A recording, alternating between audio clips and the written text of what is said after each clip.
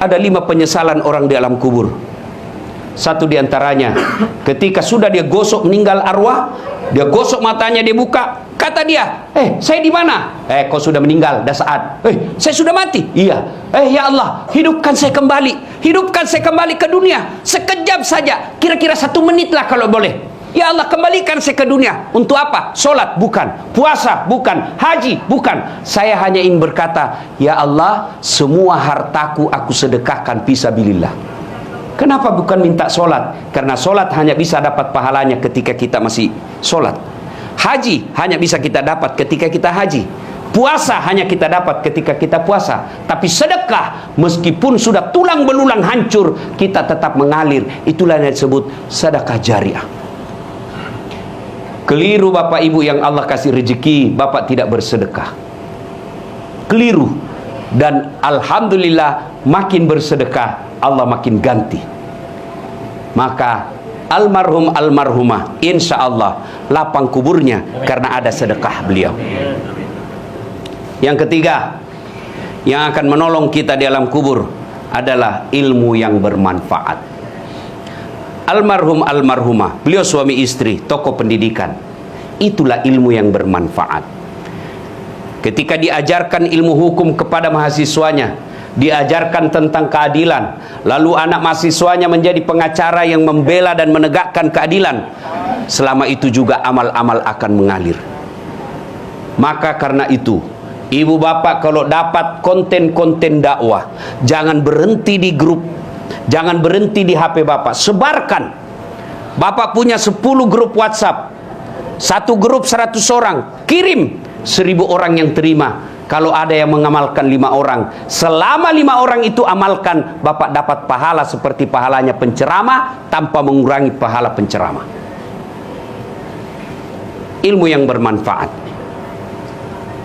adalah yang bisa menyelamatkan kita di alam kubur.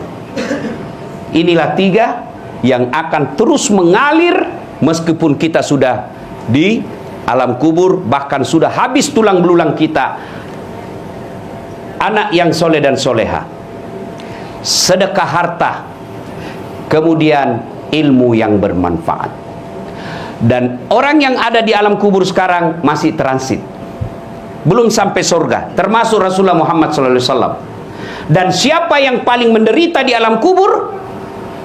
Kata Nabi, orang yang paling menderita di alam kubur nanti adalah al-mutahawil bis sholah, yang menganggap enteng sholat.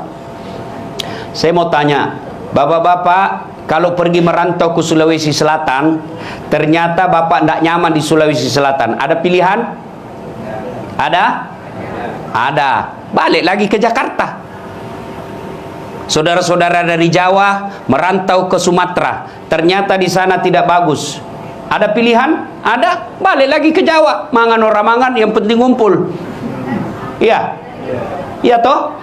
Bapak-bapak kalah pil caleg, ada pilihan? Kalah pilpres, ada pilihan? Ada. Tunggu lagi 5 tahun yang akan datang, kita tanding lagi. Ya, tidak disenang sama gubernur, ada pilihan? Ada. Apa? Pensiun dini. Selesai urusan, biar ada di situ kita lewat. Bukan lagi gubernurku. Iya kan? Ibu-ibu, suami cerewet, suami kasar, ada pilihan bu? Ada. Pulangkan saja aku pada ibuku atau ayahku. Selesai. Ya, bapak-bapak punya istri cerewet, ngamuk aja kerjanya, ndak tahu menghargai suami. Ada pilihan?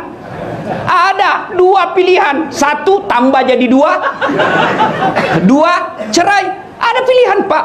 Maknanya bapak menderita di dunia masih ada pilihan. Dan tidak ada orang menderita di dunia dari bangun sampai tidur sampai bangun lagi menderita 24 jam. Tidak, pasti ada senyum-senyumnya. Tapi kalau bapak masuk kubur, ada pilihan? Ibu-ibu masuk kubur, ada pilihan? Nggak nyaman pertanyaannya, keluar dulu.